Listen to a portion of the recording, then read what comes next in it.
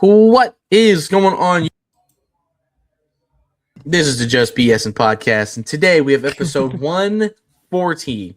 And my friends, it's over. It is over. And it wasn't Cleveland, but it is over. LeBron has finally made his decision.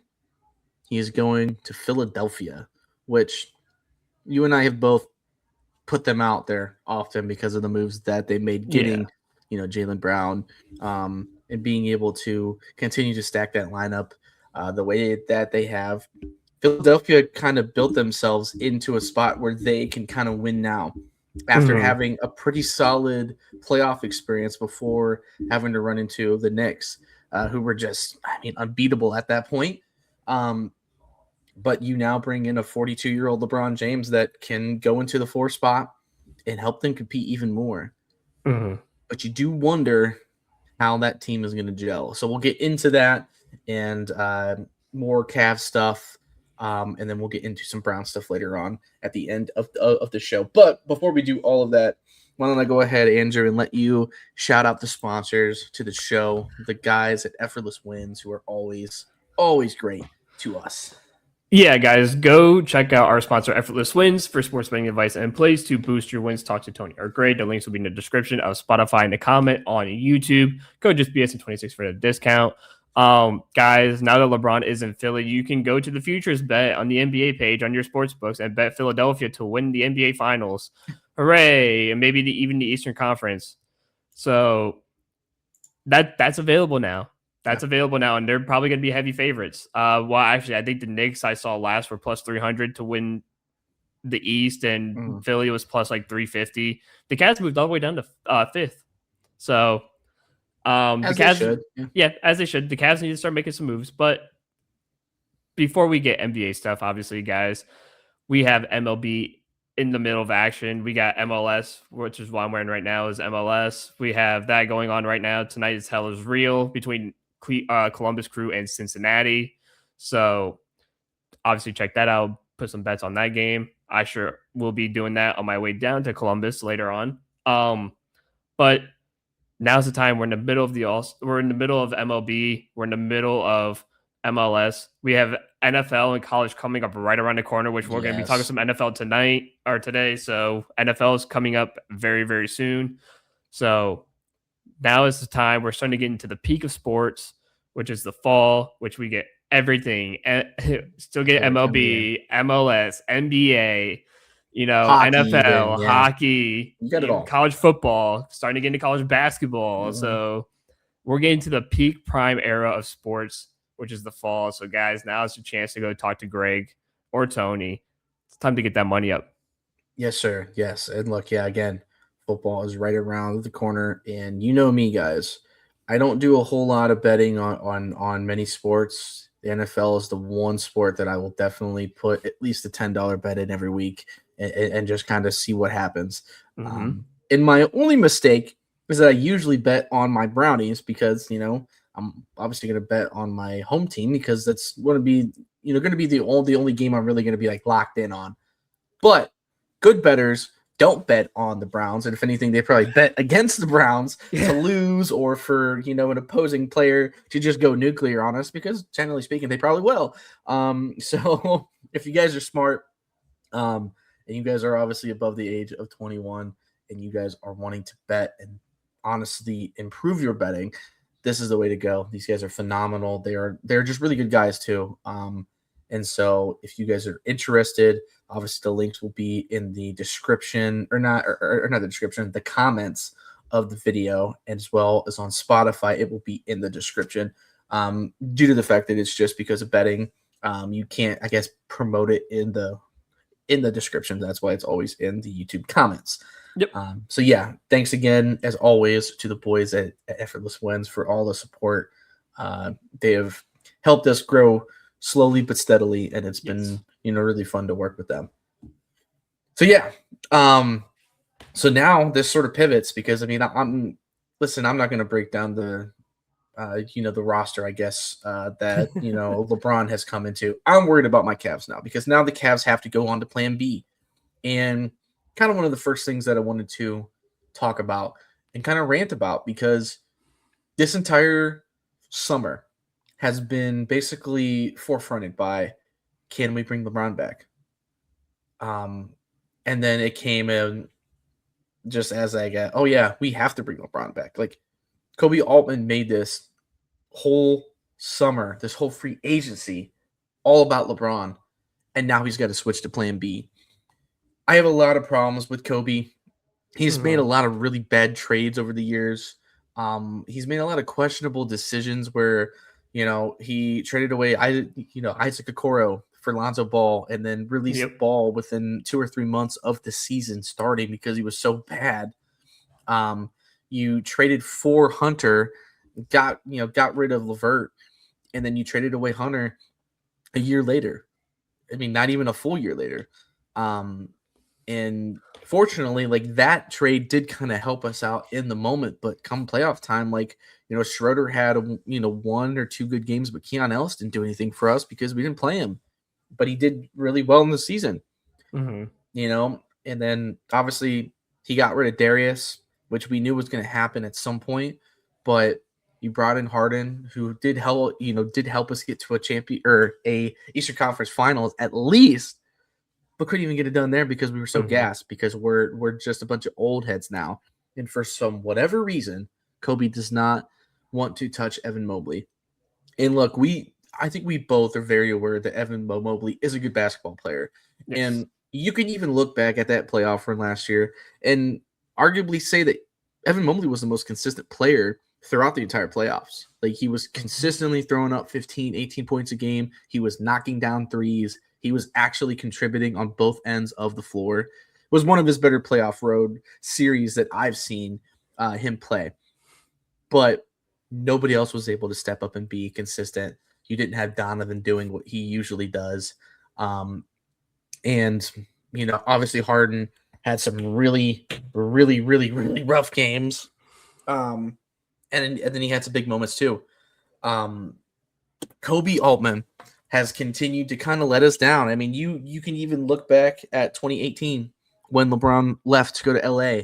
You had a chance to bring him back after a big run. 2018, you could argue, was LeBron's like best year he has ever had since he was in Miami.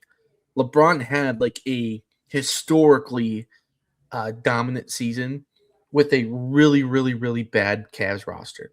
I mean, one of the worst besides that 2007 NBA Finals appearance team that he had, where you had Larry Hughes, Sasha Pavlovic, Drew Gooden, Big Z, who I love, Anderson Varejao, but like literally no bench. You had Boobie Gibson as a 3-point sniper, who was your sixth man basically. That was it. And that team got swept like hell by San Antonio, and it was the dominant San Antonio. It was Spurs. Prime San Antonio. That was prime, like, dynasty. Like that. Yeah. That was our first dynasty that we got to see in our generation in the NBA. And so LeBron had a chance to come back, and Kobe didn't really do a good job of like making it easier for LeBron to come back because he wasn't helping the roster out. And some of that may be due to LeBron's, being, legit lead GM, whatever you call it. It kind of ruins rosters. It kind of puts teams in a really rough spot. The Lakers are the first team that are going to be post LeBron that won't actually be bottom of the barrel next year. Truly, like, they're still in a good spot. They still have Luka. They are going to be fine. But now LeBron gets to join a stacked 76ers team. And the Cavs, who still have a good roster, haven't done anything. Now they have some options, but these are your plan B and even plan C options. Are they going to even be enough to get you past the second round again? That is a question that every Cavs fan is now like, dude, we just wasted 2 months trying to get LeBron back. You were convinced he was going to come back, and he chooses a team that nobody thought a month and a half ago, before Jaylen Brown got traded, was even going to be a possibility. So I'm not even mad at LeBron. I'm mad at Kobe Altman. He has failed us time and time and time again. And I'm so sick of Cavs fans not recognizing that and stop being so mad at just LeBron, because I get his ego is a lot. And I get that he strung this out way too long. He could have made this decision 2 weeks ago, truly. Yeah. And I bet you he knew 2 weeks ago that he was going to go to Philly. But this is on Kobe, because Cavs fans would have loved him. He would have been able to come right back to Ohio, and it would have been just fine. But something about Kobe Altman or something about Kenny Atkinson, hell, this could even go back to Dan Gilbert. I don't know, but Kobe has always been the problem child for me, and he's been saved by like one or two moves, and those one or two moves are mainly Donovan. Donovan is the only saving grace that he has had. And then when he drafted Colin, I mean, everybody loved Colin. He brought in Laurie Marketing. Marketing, but then you trade him away for Donovan. Okay, if you want to save him, go get him right back. Yeah. If you really want to make some noise, go get Laurie back. I would love Laurie Marketing back. He would be a great 3 and 4 wing for us. And then you trade away Jared Allen in that process. Boom. There you go. Put Mobley at the 5. Let him be dominant in the paint. Let him show us that he's put on muscle like he's trying to show on his Instagram. Something's got to give, dude. But like Kobe Altman, he is my biggest, hey, he's the problem here. He's the first problem here. It's not the players. It's Kobe Altman. Kobe Altman reminds me of the Dolans for the Guardians, where they just refuse to make any moves or do anything or spend money. It's like, oh, but we like this guy. Okay, cool. Get rid of him. Yeah. Like, who cares if you like him? It's called a business. It's called a job. Your job is to make the team better year in and year out. Not, well, I like him. Okay, cool. I like a lot of the guys on the team. That doesn't mean I'm not going to get rid of them if I have to. Yeah, that's the one thing I said, Zach, on my other podcast that I said is that the teams you see win championships are the teams who take the biggest risks possible. Yeah, those are the teams that ultimately win. You take a massive gamble, and it tends to pay off. Now, is it for short-term gain? Sure, but what's better, winning, say, 2 to 3 titles in a 5-year span, or building up in a 5-year span and coming short 5 years after that? That's where the Cavs are right now. Yeah. The Cavs are in that spot of, oh, we've been building for the last few years. Cool. You made it to an Eastern Conference Finals and got swept. Yeah. And guess what's going to happen? LeBron's back in the East with the Sixers. I doubt this. Don't get me wrong. The Cavs are a good basketball team still. But unless you go out and you get a Laurie Markkinen, if you can afford a KD, or even, is it going to or even Kuminga, yeah, DeRozan, like there are guys that you can go out and get, but you gotta go make some noise, man. There hasn't been anything. No, there hasn't been anything, and that's the thing. That's the key. If you go out and make a move, you're still competitive with the Knicks. You're still competitive with the Sixers. You're still competitive. I don't think Miami's still going to be that competitive, but you're still going to compete in the Eastern Conference if you just go out and make a couple moves. So it's not like the Cavs are completely out of it. They're still good. No. They're still a playoff team. But they're the only East team that really hasn't done anything. They're the only East team who hasn't done anything. Now, I'd feel better. Yeah, if we went out and got Kuminga, I'd feel better. Yeah. And then if you say, like, hey, J.A., we're going to send you to Utah, we're going to get Laurie Markkinen back, I'll be like, okay, now we're starting to cook. Yeah. Now we're starting to cook a little bit. Or if you shocked me and said, hey, we went out to go get like something like a DeMontis Sabonis or something, I'm like, hey, now we're starting that'd be nuts, yeah. Now we're starting to cook a little bit. Like, hey. So that's the biggest thing in sports is you've got to take gambles, you got to take risks. Waiting almost a month and a half for LeBron to make a decision is not a risk. And if you had a bad feeling that he wasn't going to come, you got to start making moves. And guess what? It's already been said that he would have came if you went out and got either Giannis or Jaylen Brown. Yeah. And guess what? You had to have gotten rid of Evan Mobley to do that. Mm-hmm. And if you're unwilling to move Evan Mobley for someone like a Giannis or Jaylen Brown.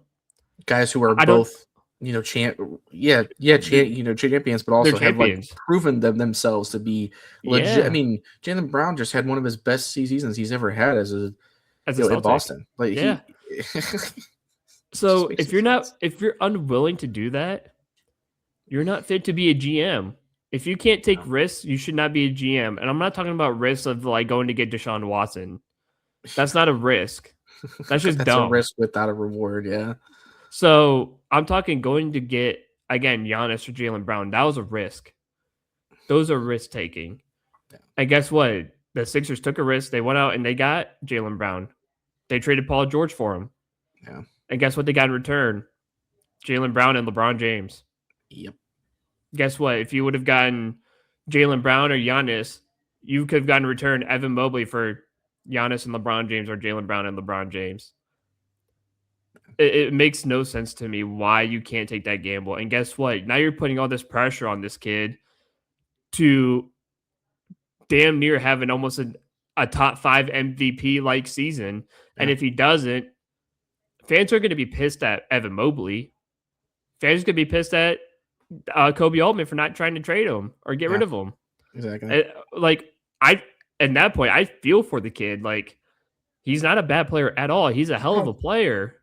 It's just the fact that sometimes players need to go somewhere else to thrive. And if you put him in a position that he is in now, he's not going to thrive. Yeah. You're stagnating his progress.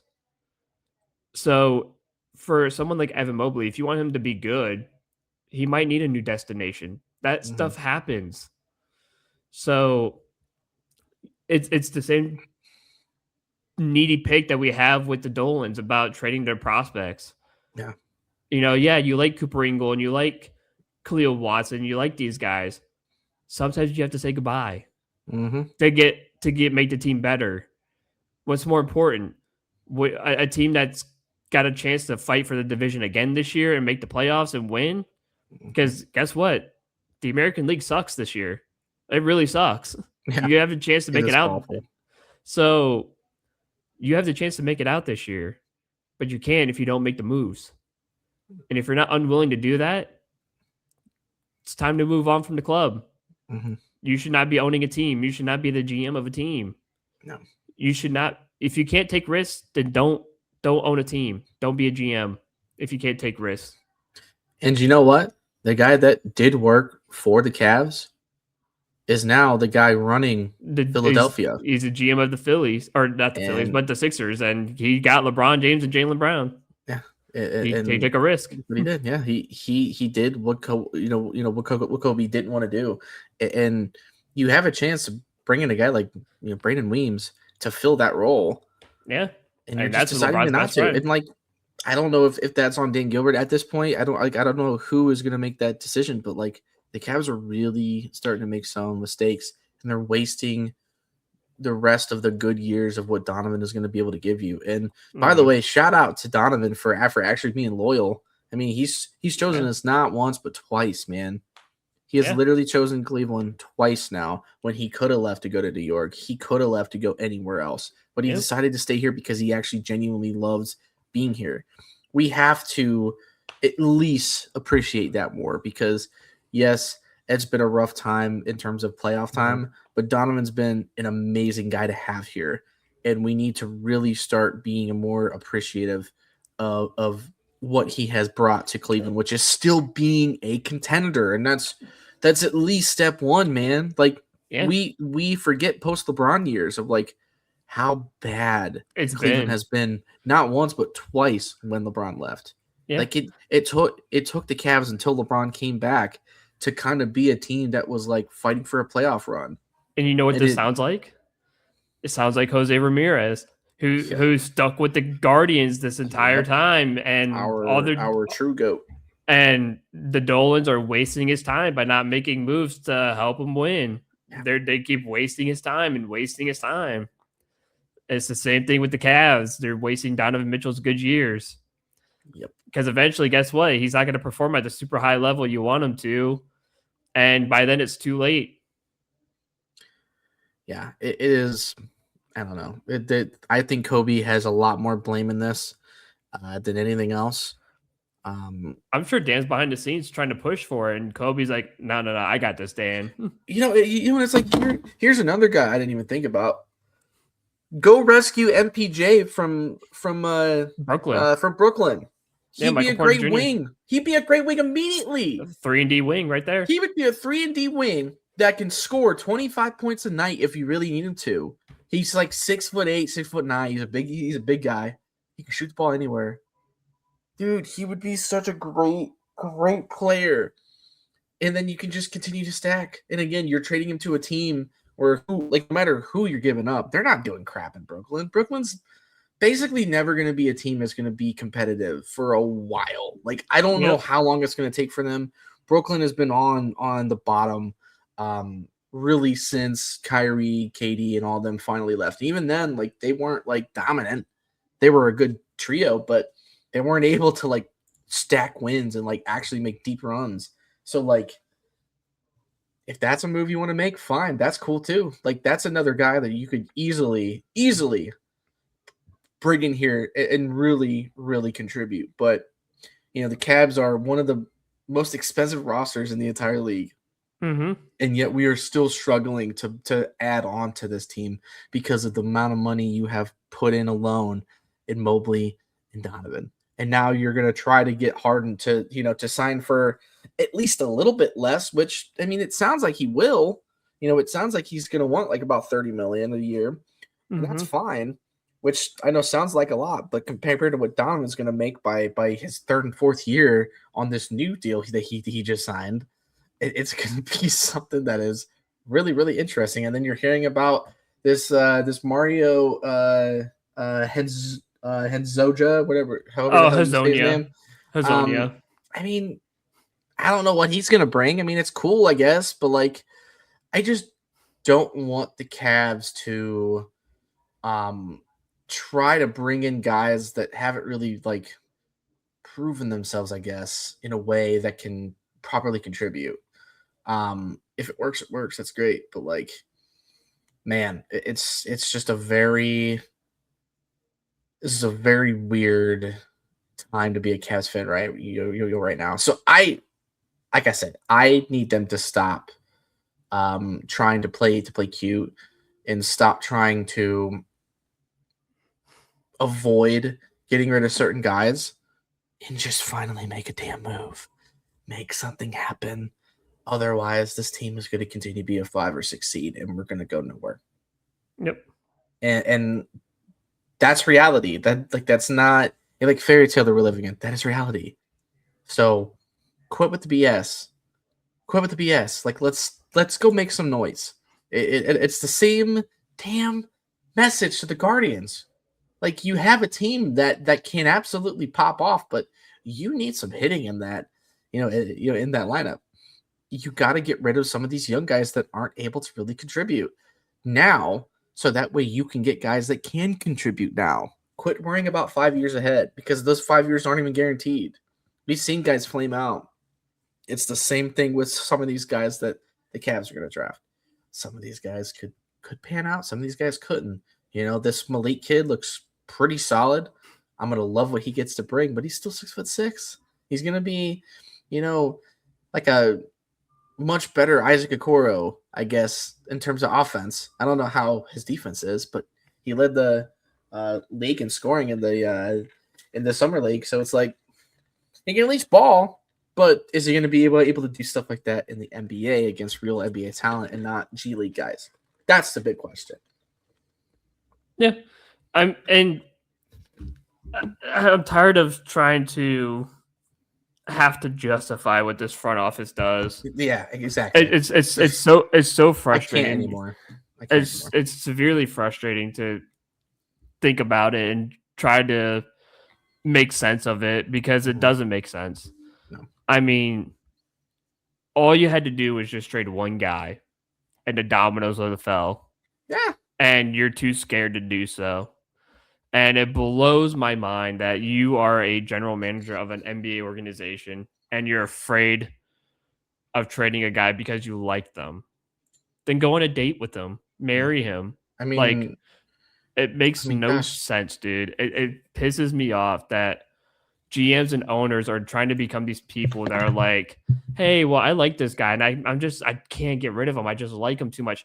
I don't care what you like. I care it hasn't. about this Yeah, team winning ball games. That's what I like. That's what I care about. I care about winning, not if he's going to be my best friend. I don't I care about just, that. yeah, I'm just tired of trying to justify. It's just like you said. It's trying to to justify what this team is doing or what they're not doing. Evan Mobley is going to be a fine player, but he is not going to be a guy. He's not a Wemby. Wemby is a true unicorn. That Yeah. dude. There's not going to be a lot of guys that are going to be able to do what he did. Embiid, I think, is about the closest that you could have gotten to a guy like, Wemby. But Wemby can actually stay healthy Yeah. and actually compete for a lot longer. Embiid has just been hurt since day one. I mean, even in college, I think he was hurt. So, you know, Evan Mobley is just not the guy yet, and I'm not sure he's ever going to be. And you're banking a lot on this. And this is what is this, year 5 or 6 with Mobley now? I think it's year 5 with Mobley. Are you actually about to be year 6 with Mobley? Like, it's time to start figuring out if this is how you want to continue doing things. Because if it is, then you're basically committing to that. But you also have the option to move on from, and teams will bite. Teams will Yeah. absolutely bite, but you have to make sure that you just don't give them up for nothing. Like if they're going to bite, come up high and say, hey, look, if we are going to get rid of Evan, this is our asking price, and stay firm on it. And then if they don't, then fine. But if there's certain guys that you really want to go for it. Quit screwing around. If you have a chance to trade him or Jared Allen for multiple guys that can contribute right now, you're not even trying to think twice about that. You're just doing it because it's going to help the team overall. So I don't know. I don't know if we will ever see the Cavs actually do that. Until But Altman leaves. Yeah. but we can dream, and I guess that's all this is going to ever be is a freaking dream. So Yep. with that being said, we might as well just move on to the Browns because we've talked long enough about the LeBron stint. I need a break from basketball talk. Me too. So with that, I'm actually going to switch my hat from Ohio State here to the Browns because I'm ready for Browns, and I am ready for Ohio State too. But right now, I'm focused on my Brownies, and I know, guys, the Browns are still not going to be that great this year, and that's okay. We all know what to expect from this team, and it's very little, but at least you know what to expect. Yeah, at least we know what to expect, and there's young guys that we can actually look at and go, "Oh wow, this is going to be fun," And it's going to really even be more fun once Watson's gone. And in my opinion, if Watson can show even just a little bit of life by like week 4 or 5, and then a team needs a quarterback, see what teams are going to give up for him, even if it's a 7th round pick and cash, whatever it's going to take to get him off your roster. Go do it, go do it because he's not going to be the future anyway. You might as well try to move on from it and at least try to make a move of some sort. But the Browns have a ton of young talent. They have a brand new O-line, which you really don't know how that's going to work. You still got to see who's going to flow and who's going to suck. But you got a really nice young defense that has been good for a while. That's only going to get better because of guys like Carson. Guys like Delpit who have been here now for a few years. Quincy Williams being a vet coming in and sort of being that, that next bet. Jared Verse is now going to replace Miles, who you can't really replace Miles, but he's still going to give you quality reps. Him and Alex Wright had a great year last year. And then you also look, again, back to the offensive side. We finally got some receivers to talk about. We don't have just practice squad guys and Jerry Jeudy. You have 2 guys that you drafted this year. You have, obviously Jerry Jeudy. You have, Isaiah Bond, who's going to be in year 2 under a full summer this time of being able to actually be involved in the offense. And you have a brand new coach who's, again, offensive minded, but with a fresh, more like I don't know, updated version of what we needed for offense. Which I think is going to be an offense that could actually favor Watson a little bit more, and he may end up playing better with it. It's just going to depend on his shoulder and his Achilles, really. But even if you don't start him and you're starting Shadur, it should also fit Shadur better. Yeah. So, and then you still have, Juckins.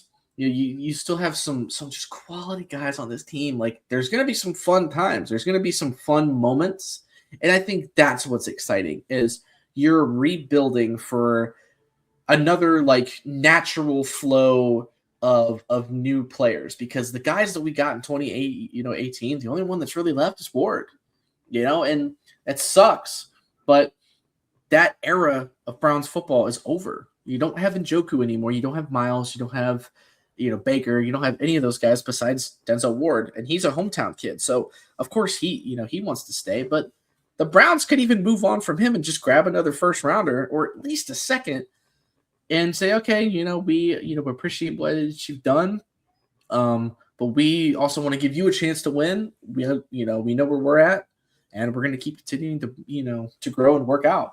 You got Tyson Campbell.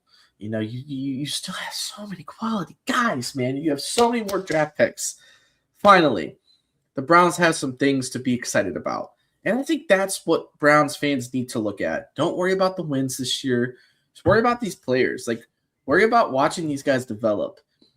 These last two draft classes between last year and now this year should make for some very interesting talks from 2027 and beyond, especially if you can finally go out and draft your quarterback next year, when all of the quarterbacks that should have came out last year are going to have one more year under their belt and come out next year with more guys that are supposed to come out for next year anyway. The Browns are going to have a fun time. You want to win like 5-6 games? Perfect. That's all I need from you. But don't win too many games to where you're out of the top 10. Because then at that point you can't really make a move to get back in and go and get your your quarterback, or unless you get lucky and get a Bo Nix type of player who contributes immediately and is actually good, because it's very rare that'll happen. But dude, there's a lot of things that we can look out for during training camp, and that's what I'm really, really excited with. So I guess just give me your first thoughts on just a couple names, or even just a couple positions that you are looking at specifically that are going to have some very fun camp battles, in your opinion. Well, I mean, I'm not thinking about too much of the battles. I'm thinking more so of what's going to be more interesting to watch.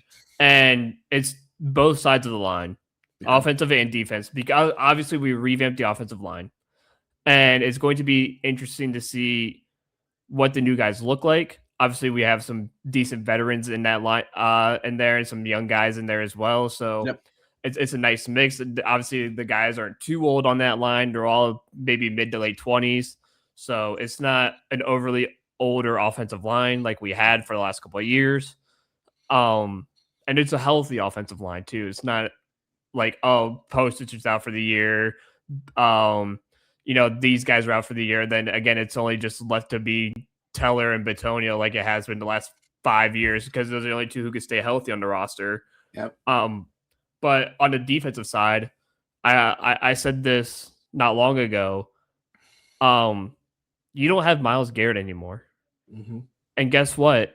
All these guys on the defensive line can't hide behind Myles anymore. Myles uplifted this defense so much. He uplifted that defensive line a lot. And without Myles, this is going to be a team effort on that line, because Myles did everything. You could hide behind Myles and everyone be like, wow, this defense is so great. This defensive line is so good. Didn't matter what your stats were. Yeah. Myles carried everything and did everything. Jared Verse is here. Now, don't get me wrong. Verse is a great player. I mean, I think he had more pressures than Myles and Micah Parsons last year. He had a lot. He had like a dozen more pressures. Mm-hmm. So the kid's good, and he only had, I think he only had like a dozen sacks, like 12 to 13 sacks. But he's still a great player.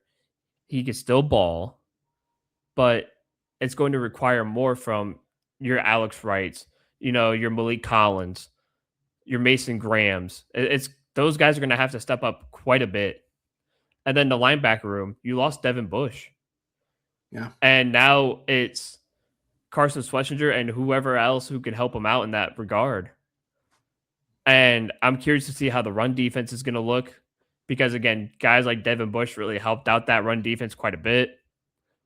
And then obviously you have the DBs with Campbell and Denzel. And I think that's kind of the glaring need as of right now because we don't have really any backup corners. And if one of those two get hurt, that's a glaring need. That's kind of a giant hole in the defense's corners because one of those guys gets hurt, you're screwed. Guys are going to be throwing the ball all day long. Yeah. Now, don't get me wrong, you still have safeties like Grant Delpit. I think Ronnie Hickman's still here. Yeah, I think we're going to play a 3 safety. I think we're going to play defense, especially with Emmanuel getting drafted here too. Who's again that's a name that that's another name that I didn't even bring up. I mean, I really didn't bring up guys from this draft, but like there's plenty of fun picks that we had this year. Yeah. And that's why I went back to the offensive line. You have young guys like who is it? That Brailsford kid from Alabama, who's a center, who's going to compete for that. Very well start this year at some point too. Yeah, he could very well start because again, you have injuries all throughout the center position. Luke Whippler's been in and out with injuries all the time, and there's quite a bit of injuries in that center spot. So Brailsford can definitely step up into that spot, and there's so many other guys too. So the talent that they got in this draft and the last draft, these are two of the best drafts that Andrew Berry's had. Yeah. And that I can confidently say that these are the 2 best draft classes that he's had. And there's a lot of talent on this roster. The only battle that concerns me, of course, is the QB battle. Who's going to start quarterback day one? Are they going to roll with Deshaun Watson one last time? Or are they going to finally toughen up and roll with Shedeur Sanders and say, look, Deshaun, you've had the time to knock off the rust. You've had the time to do all this and that. You have yet to show any upside. You're done. We're not going to give you any more chances. Like, we're going to keep you on the roster because we have to. And once the season's over, your contract's expired and you can leave. There's the door. Get out. Yeah. So, because again, I will say this one last time. I would rather you see what you have in Shedeur Sanders, because if you need a quarterback in the draft, it's nice to know that you need a quarterback in the draft now rather than, oh, we get 7 more weeks of Deshaun Watson. Oh, he's been bad. Of course, we could have easily predicted that. And then Shedeur starts to struggle, and it's like, okay, this team needs a QB desperately because the run game is really good. Sampson and Judkins are a great tandem. I love those two together. The wide receiver room looks a lot better. The offensive line looks a lot better. We cannot waste the talent by having Shedeur play half a season because Deshaun Watson played half a season, and we both realized that, hey, it's not it. Neither one of them. And obviously we all know Dylan Gabriel ain't it either. No. So you might need That's a guy you got to trade as well too, and just see what the hell you can get for a draft pick. I'd take a day 3 pick. I don't care. Me too. Give me a 7th rounder. I don't give a damn. Give me a 7th rounder. I'll take it. I would literally take a burger from McDonald's. Yeah, I'd take a Big Mac from McDonald's too. Straight up. But at the end of the day, I would rather you see what you have in that QB room because it's like, okay, hey, we need an Arch Manning or Dante Moore. So I would rather you see what you have in Shedeur Sanders for a full season. Because if he plays well, you can be like, hey, look, we got a quarterback. Yeah. He does well enough to get us to where we need to go. And he can help us. If not, it's Dante Moore season or it's Arch Manning season. Yeah. And that's what we got to deal with. So the QB battle is, if we're talking battles, the QB battle is one I'm looking forward to the most because are they going to waste our time with Deshaun Watson or are they going to realize he's not it? Let's just start Shedeur and just be done with it. Yeah. I mean, I think the battle that I'm really starting to look at is going to be the receiver room. I mean, that is one of the rooms that, I think we've all been very aware of how poorly it's been really since Jarvis has left. I mean, even when you had Coop here, Coop was kind of the only guy that you could, pass to. beyond Njoku, and you have neither of those guys. Jerry Jeudy was supposed to be that that guy to really go in tandem with Cooper, and it just never worked out. And although Jeudy had a nice finish to his first season here, last season was obviously what it was. And so you can't necessarily count on him to be receiver one. So what do the Browns do? They go out and they draft not one, but two guys in their very first, or two out of their first three picks as receivers. And you get obviously KC, who's going to be a downfield threat. He's going to be a speedster. He's going to have some troubles catching the ball, but he's going to make plays. He's going to be on those end arounds, along with Isaiah Bond, who's very, very fast. A guy that you brought in as a undrafted free agent, who again in his second year here should be a little bit more fluid, should be a lot more comfortable in this offense. And then of course the guy that I am going to look out for is always going to be the other guy that we got. Why am I blanking on his freaking name? Kid from Washington. Come on, help me out, Drew. Oh, kid from Washington, Denzel Boston. Boston. I don't know why I was freaking blanking on him. But he's the first guy that we've had that can actually go out as a receiver and go catch some balls, like go up and go moss people. And you wanted guys like, Tillman to be that way. And now you're talking about Tillman potentially not being on this roster after this season because, or even being a guy that could get released or even traded at the end of camp, because Boston is going to take his spot. And although Tillman was a nice guy, I mean, if you want to keep him for depth, that's fine. But I mean, you're talking about Tillman being your fourth or fifth receiver at that point, because you have to have Jeudy, KC, and Boston in your first three. Then you have Isaiah Bond. You got four right there. So Tillman's got to be 5 or even maybe 6 if he plays as poorly as he might play. And then you got Fannin, who's going to be another tight end that's going to be obviously great for us. He was great last year. You got that kid out of Cincinnati. I think his name's Royer, or whatever the hell his name is. Kind of like a mini Kelsey in some people's eyes. Athletic. And then you brought in another tight end who can block. So he could play a fullback role. He could play just a blocking tight end role. There's a lot of really cool guys that they went out and got. Obviously, Spencer Fontu. You still have DeJuan Jones. You don't know what he's really going to be, like where he's going to be at on the roster. But you basically improved the entire O-line in some sort of capacity, or at least replaced the O-line in some sort of capacity. We'll see if it's actually an improvement or not. And then, of course, you still have the QBs. I mean, look, again, I'm in the same boat as you, Drew. I do not want Watson to start. And we'll talk a little bit about this more as the preseason comes forward and we start seeing both of these guys play. But I've been saying this for months now. Every time we talk about the Browns, please prepare your hearts and your minds for Deshaun Watson starting the first 4 or 5 games of the season. Like, we have to stop getting so mad at that, because ultimately it's just what's going to happen. As long as he's on the roster, there's no way that you can just not start him in the first few games unless he is playing so bad in preseason that you have to not play him because of how much money he's owed. And if he doesn't start, he's just going to want to get either released or traded anyway. And at that point, that's what you want. So it's either he starts or he plays so badly that he just tries to release himself or get traded, because he's not going to want to stay on a team like this and be the mentor for long term. He's going to want to try to, get as much of his career out left as he possibly can. But yes, prepare your hearts, your minds to the fact that Deshaun Watson is probably going to start the season. It's just a reality.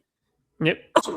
And as much as we don't want it, I would rather deal with him for the first 4 games or 5 games than deal with him for an entire season and him win us 1 or 2 more games that we shouldn't have won or can't afford to win, because we want to still have that top 5, top 6 pick in the draft in order to get your quarterback.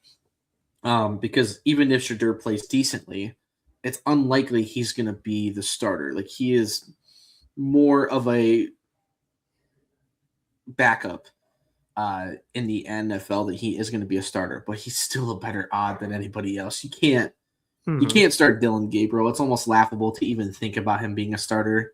I can see Taylor Green making the roster over him, especially later on in the year.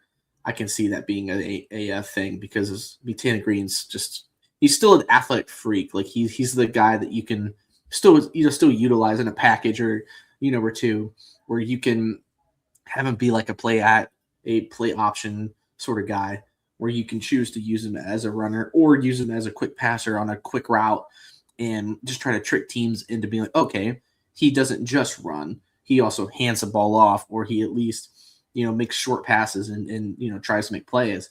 Or you can even give him the Brissett treatment and just have him be the guy that, that does all of the sneaks and stuff. Like, he's 6'6". If you need a 4th and 1, all he has to do is just put the ball over the pile and he's got a first down. So there's options there. You just don't get that with a guy like Dylan Gabriel. Ask Kevin Stefanski what he wants for him and just go from there. Like, because that's probably the only place that you're gonna get him to besides maybe Miami. But other than that, I don't really see Dylan being a thing on this roster. And then again, I'm trying to look at how the linebacker room is going to continue playing out, and I really want to see what Emmanuel is going to be like, because he was a big talk. He was one of the best safeties in this draft, and I want to see why. Like, I want to see him do it at a big level. He did it in Toledo, which obviously isn't a big conference to be in the MAC, but we've all seen MAC players come into the league and just destroy. Khalil Mack is just one name. It can happen. Okay, James Harrison, those guys can pop off. So yep. There's a lot of names to look out for, but I think the biggest one that I'm more concerned with is the receiver room, because if you get your receivers in check, and then you do actually figure out this offensive line, then you just prepare yourself for the quarterback next year, and like that puts you in a much better spot. And then you're through the Watson stuff, like truly through the Watson stuff. Yeah, you have to pay him some money on the cap, but you don't even notice it because the cap's going to continue to go up, and then it's not even going to matter. It's just going to get drowned out. And then you finally have your guy that you can actually throw into it and have receivers to throw to. If Casey and Denzel Boston both pan out, dude, and even Isaiah Bond, if all three of those guys pan out to actually contribute positively, plus you have Fannin, dude, that's a really good spot for a quarterback coming in to be in. You just hope that the O-line is enough of a deal to where they can hold their own and he's not getting sacked 30 times in the season, because you just don't want that. You don't want him to get the Cam Ward treatment. Cam Ward got just battered and bruised last year, and he still had a decent season for being what he was. He's going to have a better year this year too. So there is a lot to be excited about as Browns fans. Don't worry about the wins, worry about the players themselves. Watch how these guys operate. And look, I'll say this too, to kind of end this.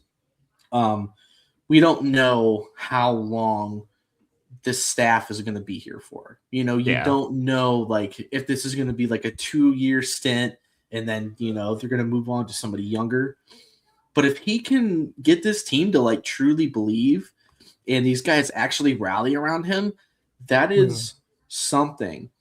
And that is one of the other things that I want guys to look at is is this team going to rally around them?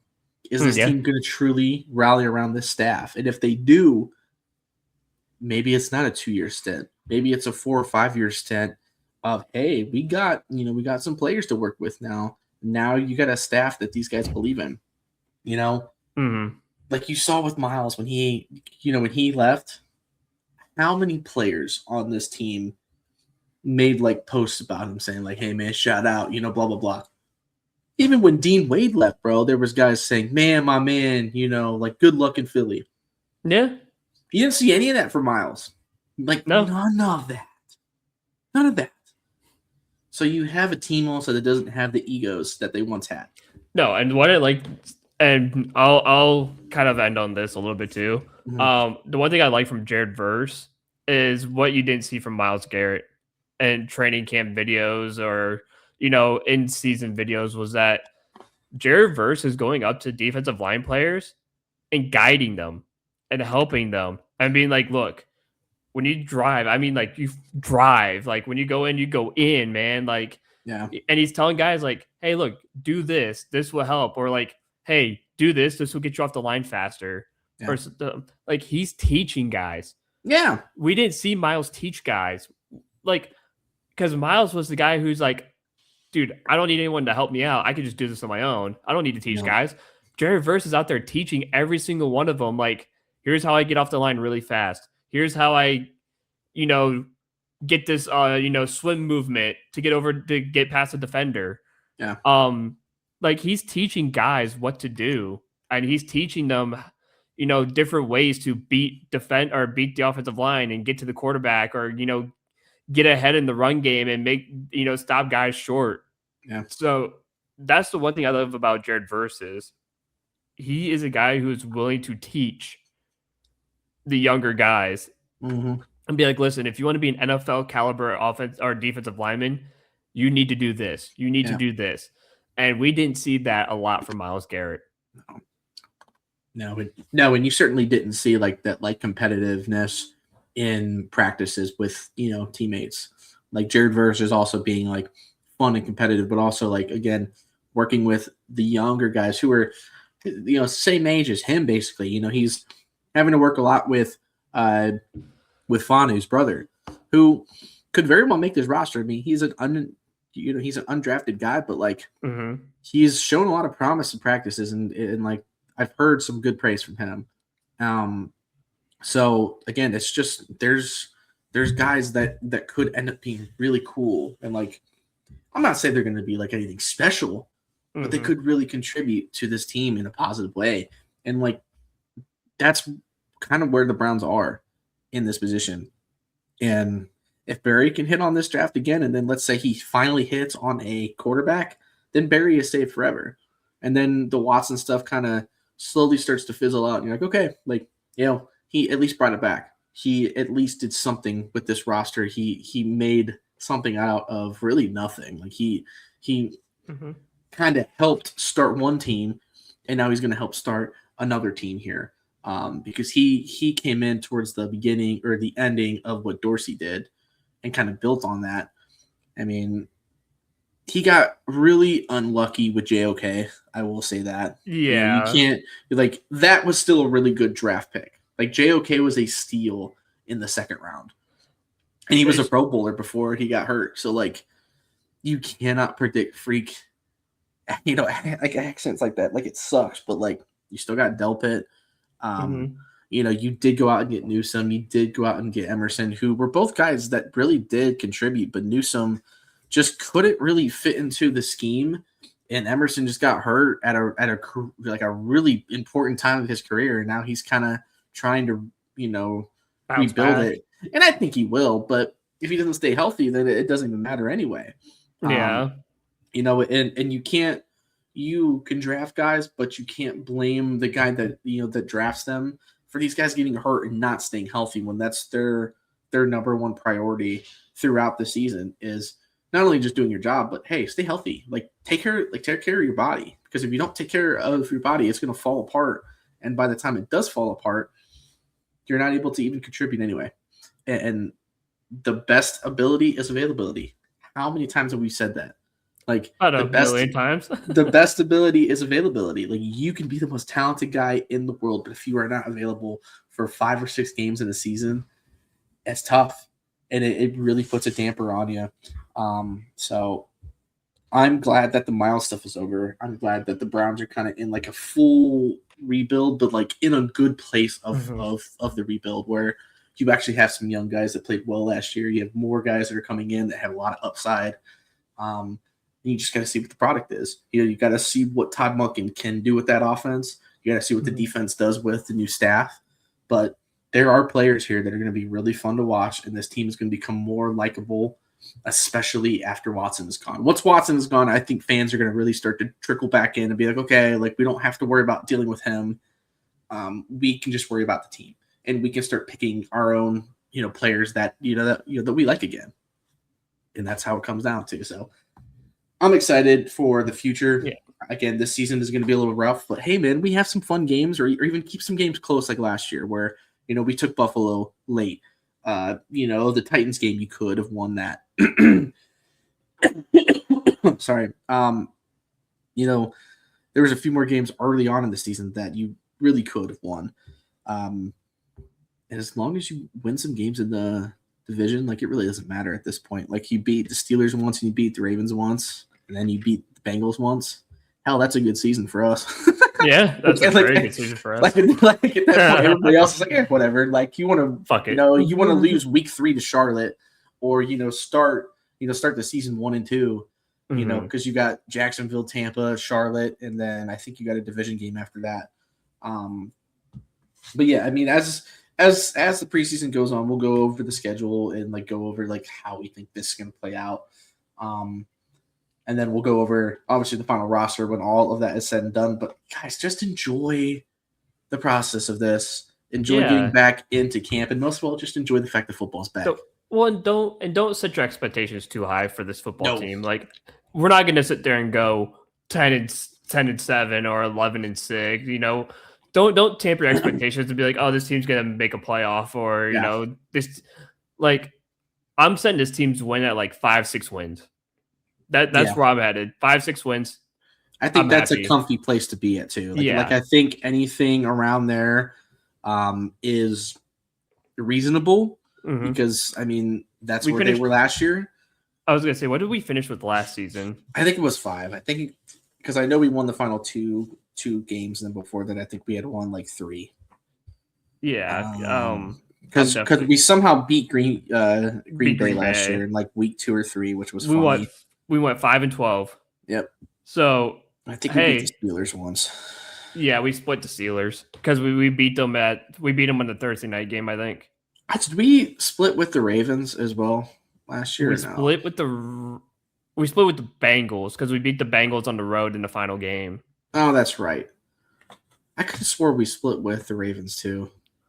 I don't think so. Oh no, we didn't because I was in Baltimore. The first Ravens game we got smoked, and then the other Ravens game was Shadir's first game where he got thrown in and he played horribly, and they still only lost 12-6 or something stupid. It was a really dumb score. Yeah, and I was at that game too, and that was the one where Shador had a good ball into the end zone, and I think it was Judy who dropped it in the end zone. That would have been a touchdown. That would have given the Browns a 1-point lead or something with in the final minute and a half. Yeah. So I just hope for no crazy blowouts. I don't want to get blown out by the Ravens by 40 on the road, or I don't want to get blown out by a Detroit like we did.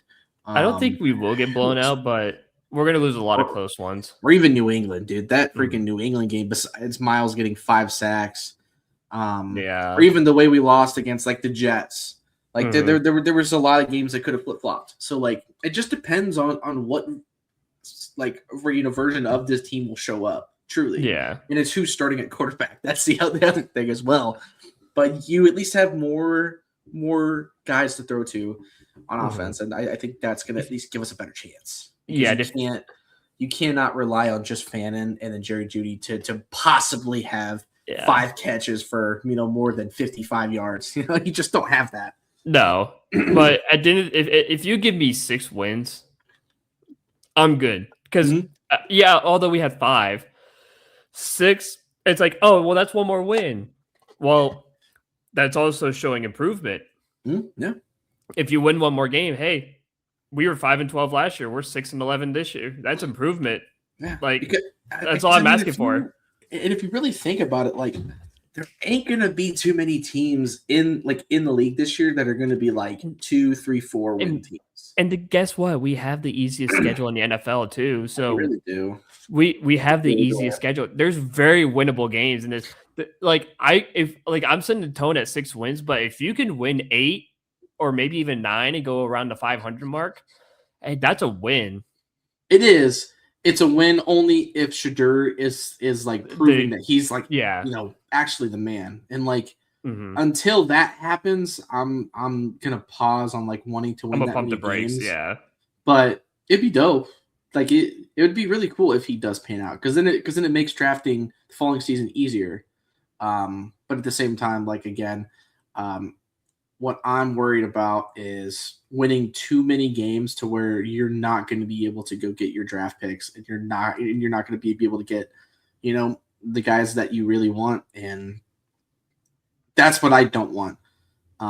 Because when that happens, it's just going to put us in a really rough spot. And shoot, man, at that point, you want to talk about mad Browns fans. That's going to set some Browns fans off for sure. So you just got to be careful with that. But absolutely, yeah, man, that is pretty much all that I got. We ran an hour and 1 minute today, so we had a lot to talk about for once. I'm just glad that the LeBron series is over. We can go back to being normal again. And hey, we got a few more weeks before the football starts. We can always talk about some Ohio State as well, because Ohio State is going to be good again this year. They're going to be fun. Chris Henry Jr., Jeremiah Smith, Julian Sane, year I'm 2. saying, man. I mean, Bo Jackson again, and even some of these guys on their defense, going to be fun. Yeah, Sam Greer, even though he won't start, hey man, in a few years he's going to be starting. His mom and dad live right over here, so it's just dope. So there's going to be a lot to discuss, guys. There's going to be a lot to talk about. Thank God we are through the more boring sports part of the year where it's really just baseball. We did have the World Cup, but we didn't really talk about it. And there wasn't really much for us to really talk about because during the entire World Cup, it's LeBron saga. So, but yeah, shout out to the crew. Hopefully they get a W against Cincinnati. I will be there. So I'm going to leave right when we close off. I'm headed out. Heck yeah, dude. All right, guys. Well, we will see you next week on a normal schedule again. Yes.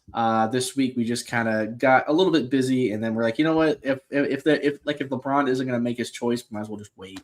So it did kind of work out for the better. So everything will be back to normal next week, and as always, we will see you next time.